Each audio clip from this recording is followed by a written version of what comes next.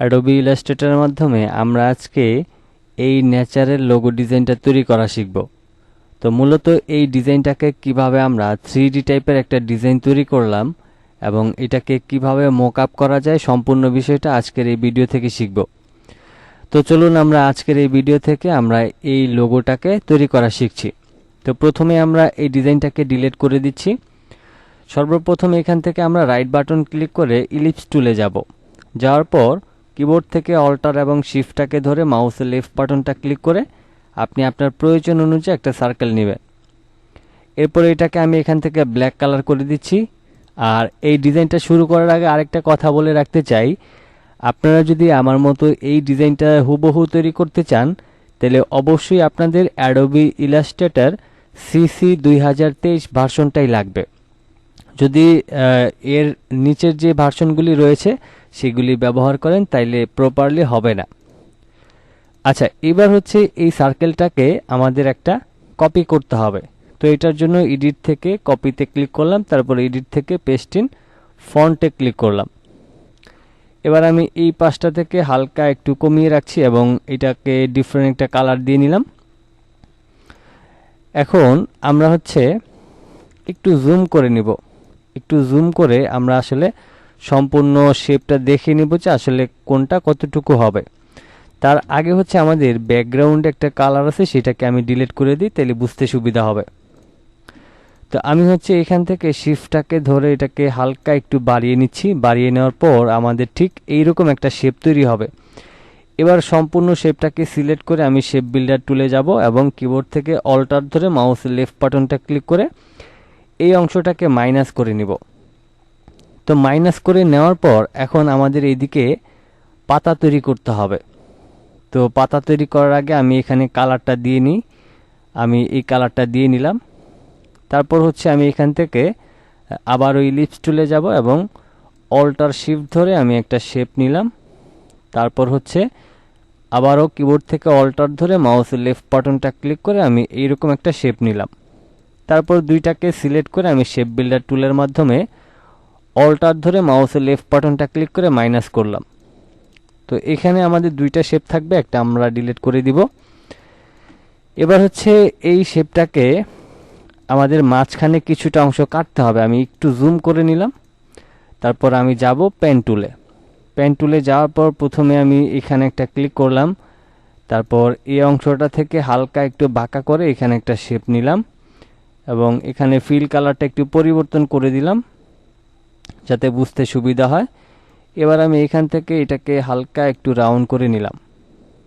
তো আমি ঠিক এইরকম একটা শেপ নিয়ে আমি মাঝখানের অংশটাকে কেটে দেব। তো এটার জন্য শেপ বিল্ডার টুলে গিয়ে কিবোর্ড থেকে অল্টার ধরে মাউসের লেফট বাটনটা ক্লিক করে এই অংশটাকে আমরা মাইনাস করে নিলাম। তো মাইনাস করে নেওয়ার পর এখন এটাকে আমরা এইভাবে করে ঘুরায় নিব। ঘুরায় নেওয়ার পর আমি এটাকে এখানে নিয়ে আসতেছি এবং এগুলিকে আমি রোটেট করে সুন্দর করে বসায় নেব। তো আমি প্রথমে এই শেপটাকে এখানে বসায় নিলাম। ঠিক আমি যেভাবে করে বসায় নিতেছি একইভাবে আপনাদেরকে বসায় নিতে হবে। তারপর এখানে অল্টার ধরে আমি এটাকে কপি করে এটাকে একটু রোটেট করে তারপর ধরেন এটাকে এখানে বসিয়ে দিলাম। তারপর অল্টার ধরে এখানে একটা কপি করে আমি এটাকে একটু রোটেট করে নিব। রোটেট করে এটাকে আমি এখানে বসিয়ে দিব। আমি এটাকে আরেকটু রোটেট করে মিলায় নিচ্ছি ভালোভাবে। ওকে। তারপর হচ্ছে আমি এইটাকে আবারও অল্টার ধরে একটা কপি করে এখানটায় রোটেট করে তারপর এটাকে আমি এইখানটায় বসিয়ে নিব। তো আমি এটাকে আরেকটু গ্যাপ করে রাখছি। ওকে, এতটুকু শেপ আমাদের নিলেই হয়ে যাবে। এরপর হচ্ছে আমাদের এখানকার যে শেপটা রয়েছে এটাকে অল্টার ধরে আমি একটা কপি করে অল্টার এবং শিফটটাকে ধরে ছোট করে তারপর এটাকে আমি এখানটায় বসিয়ে দিলাম। আমি ডিফারেন্ট একটা কালার দিয়ে দিই, বুঝতে সুবিধা হবে। আমি এখানটায় বসিয়ে নিলাম। তারপর আমি নর্মালি শিফটটাকে ধরে এখানটায় টেনে এটাকে বসাই দিলাম, তারপর এখানটায় বসিয়ে দিলাম। আর এটাকে হচ্ছে এইভাবে করে একটু রোটেট করতে হবে আমাদেরকে। আমি এইভাবে করে রোটেট করে নিলাম। তারপর এটাকে আমি একটু ডানে বামে নিচের দিকে নামিয়ে নিয়ে আমি এটাকে ঠিক করে নিব। আমি এটাকে ধরেন আরেকটু রোটেট করে নিলাম। তারপর নর্মালি আমি এটাকে টেনে এখানটায় নিয়ে আসব। ওকে, তো এইরকম একটা শেপে আপনি সুন্দর করে এটাকে বসিয়ে নেবেন। এখন আমাদের এই দিকটা তো বসানো শেষ হয়ে গেল। এরপরে আমাদের এদিক থেকে টাইপ টুল থেকে ন্যাচারাল যে লেখাটা রয়েছে এটাকে লিখতে হবে। তা আমি ফন্ট সাইজটাকে একটু বড় করে দিই। আমি এবার লিখে নিচ্ছি NATURAL।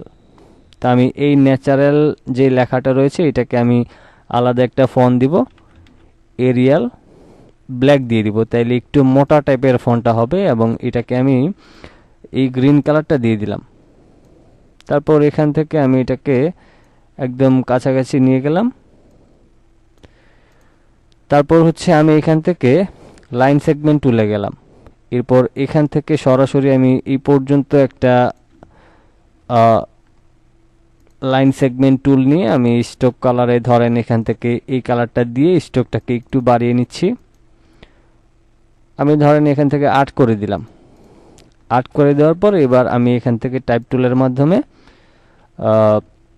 আমি ন্যাচারাল বিউটি লেখাটা লিখে নিচ্ছি, NATURALBEAUTY।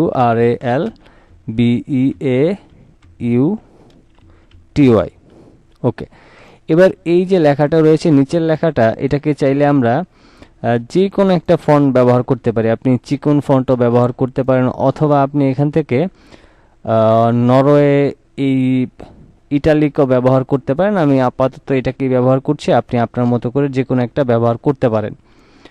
আমি এটাকে ছোট করে ধরেন এখানটায় বসিয়ে নিচ্ছি। প্রয়োজনে আমি এটাকে একটু ছোট করে নিতে পারবো।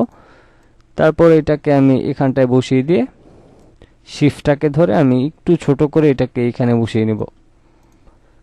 ওকে, এবার আমি এখান থেকে গোল্ডেন কালারটা দিয়ে দিলাম। তারপর এখানে একটা সমস্যা রয়েছে, দেখেন এই যে আমাদের লাইনটা রয়েছে এটা কিন্তু সমান হয় নাই, এটা একটু নিচের দিকে চলে আসছে। আমি একটু সোজা করে নিই। ওকে, তো এই হচ্ছে আমাদের ডিজাইন।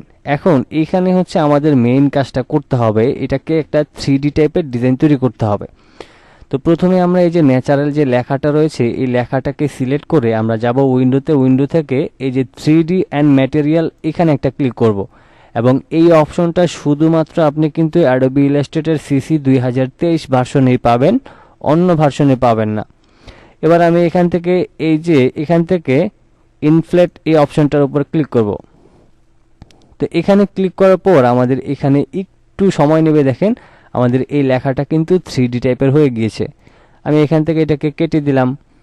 তারপর এই শেপটাকে আমি একটু নিচে নামিয়ে এখন ধরেন এই লেখাটাকে সেম একইভাবে আমি 3D অ্যান্ড ম্যাটেরিয়ালে গিয়ে জাস্ট এখানে ক্লিক করে দিব। তাইলে আমাদের এখানকার কাজটা নিজে নিজেই কিন্তু হয়ে যাবে। তারপর এখানে মকআপের বেশ কিছু বিষয় রয়েছে, আমি সবটা আপনাদেরকে একে একে দেখিয়ে দিব। তারপর এখান থেকে আমি এই শেপটাকে সিলেক্ট করে আমি জাস্ট একটা অপশনে জাস্ট ক্লিক করব, আর কিছু করার দরকার নেই আমার, অটোমেটিক্যালি এখানে কাজ হয়ে যাবে। ওকে, তারপর এবার গ্রিন কালারটাকে সিলেক্ট করে একইভাবে আমি এখানটায় বসিয়ে দিচ্ছি। তারপর আমাদের অটোমেটিক্যালি এখানে 3D যে কাজটা আছে সেটা হয়ে যাবে। ওকে, এবার হচ্ছে আমার এখানে পাতার মধ্যে কাজ করতে হবে। আমি এগুলিতে একইভাবে জাস্ট একটা অপশনের মধ্যে আপনি জাস্ট ক্লিক করে দিবেন, তাইলে আপনার কাজটা হয়ে যাবে। আমি এখান থেকে প্রত্যেকটাতে ক্লিক করে দিচ্ছি। তারপর এখানটা সিলেক্ট করে আমি এটাতে দিয়ে দিলাম। তারপর হচ্ছে আমরা এটাকে সিলেক্ট করে এখানে দিয়ে দিলাম। এবং এগুলি 3D টাইপের কাজ করার পরে আমাদের এখানে একটু কাজ থাকবে। এবার আমাদের এখানকার কাজটা যেহেতু শেষ, আমি এটাকে ডিলিট করে দিলাম। এখন এখানে হচ্ছে এই যে শেপটা রয়েছে এই শেপটাকে আমাদের উপরে তুলতে হবে। তো এটাকে উপরে তোলার জন্য আমরা নর্মালি রাইট বাটন ক্লিক করে অ্যারেঞ্জ থেকে ব্রিং টু ফ্রন্ট করে দিব, তাইলে এটা উপরের দিকে চলে আসবে। আমি ধরেন এখান থেকে এখন যেভাবে করে আছে সব কিছুই ঠিকঠাক আছে, বাট এটাকে আমি একটু উপরের দিকে তুলে দিলাম। এখন মোটামুটি সব কিছু ঠিক আছে। তারপরে আমি একটু দেখে নিচ্ছি ভালো করে। ওকে, সব কিছু এখান থেকে আমার একদম পারফেক্ট রয়েছে। এবার আমরা এটাকে হচ্ছে মকআপ করব। তার আগে হচ্ছে আমরা সম্পূর্ণ শেপটাকে ধরে আমরা একটু ভিতরের দিকে নিয়ে যাব এটাকে। তো এখানে হচ্ছে আপনাকে এই 3D যে ম্যাটেরিয়ালসের যে কাজটা রয়েছে এটা করার আগে কিন্তু আপনাকে অবশ্যই আগে সব কিছু সেট করে নিতে হবে, তারপর আপনি 3D ম্যাটেরিয়ালসের কাজ করবেন, তাইলে কোনো ধরনের সমস্যা কিন্তু হবে না। ওকে, এবার হচ্ছে আমাদেরকে এই যে ডিজাইনটা রয়েছে এটাকে মকআপ করতে হবে। আর যদি আপনি মকআপ করতে না চান তাইলে আপনি নর্মালি এখান থেকে যে কোনো একটা অ্যাশ কালার ব্যাকগ্রাউন্ডে ব্যবহার করবেন। আমি নর্মালি আপনাদেরকে দেখিয়ে দিচ্ছি। আমি এখানে একটা শেপ নিলাম, তারপর ধরেন এই কালারটা নিয়ে নিলাম, এটাকে আমি ব্যাকগ্রাউন্ডে দিয়ে তারপর Ctrl+2 দিয়ে লক করে নিলাম। এবার ফাইনালি যদি আমি আপনাদেরকে একটু দেখাই, দেখেন কত সুন্দর একটা ডিজাইন কিন্তু এখানে তৈরি হয়েছে। তো এই ধরনের ডিজাইন আপনি দেখেন, এই যে 3D টাইপের যে ডিজাইনগুলি রয়েছে এগুলি শুধুমাত্র অ্যাডোবি ইলাস্ট্রেটর 2023 ভার্সনের মাধ্যমেই সম্ভব। আর আমি এখানে হচ্ছে মকআপের মাধ্যমে ডিজাইনটাকে একটু পরিবর্তন করে নিয়েছি, দেখেন কতটা সুন্দর লাগতেছে মকআপ করার পর। তো আপনারা নর্মালি এই ডিজাইনটা তৈরি করার পর যে কোনো একটা মকআপের মধ্যে আপনি এই ডিজাইনটা মকআপ করলেই কিন্তু ঠিক এইরকমটা সুন্দর হবে। তো আমি এখানে মকআপটা করে নিয়েছি আপনাদেরকে বোঝানোর সুবিধার্থে। আপনারা অবশ্যই মকআপ করে নেবেন, যেহেতু সময়টা অনেক বড় হয়ে গিয়েছে। আপনারা মকআপ করে নিলে এই ডিজাইনটা ঠিক এইরকম টাইপের তৈরি হবে। আজকের মতো এই পর্যন্তই ছিল। সবাই ভালো থাকবেন, সুস্থ থাকবেন। আল্লাহ হাফেজ।